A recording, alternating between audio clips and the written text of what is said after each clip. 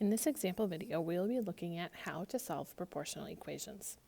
So we'll see these a lot in chapter 3 and moving forward in the course here, but basically what we're going to happen is we're going to have two ratios that are set equal to each other, and we will have to solve those equations. Now there's a variety of different methods that you can use. In this video, I will show the fraction buster method from your curriculum here. So in this first example here, I have 6 over x equals 15 over 22. What I'm going to do is I'm going to multiply both sides by x, because that is my first denominator here. I'm also going to multiply both sides by 22. When I do that, on the left-hand side, the x's cancel because x divided by x is 1. And on the right-hand sides, the 22's cancel.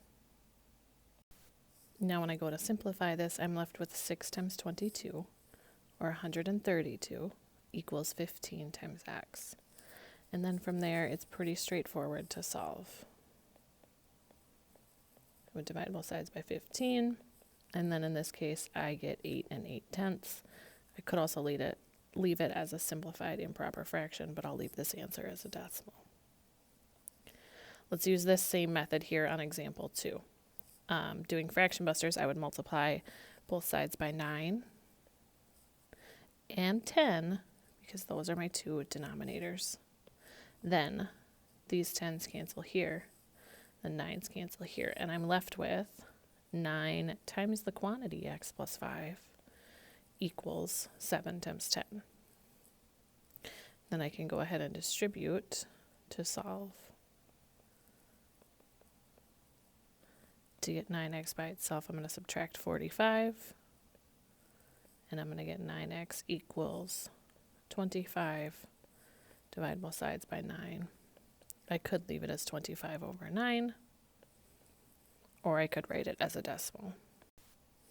We'll do one last example here. Again, I'm going to multiply this by 12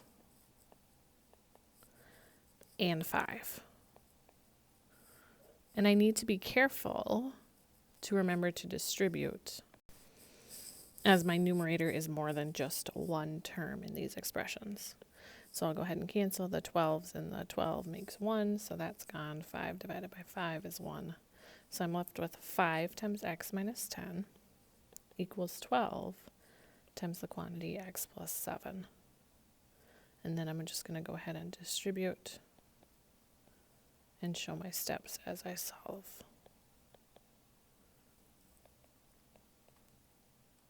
Then I'm going to subtract 5x from both sides, and now it's just a multi-step algebra equation. It gets a little bit simpler once I do the fraction busters.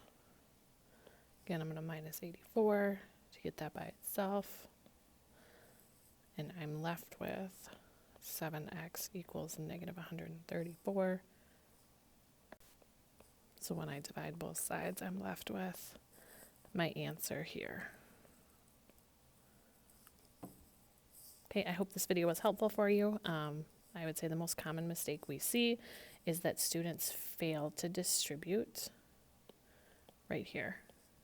You have to take 5 times both of those quantities. All right, hope this was helpful. If you have any questions, check in with your teacher.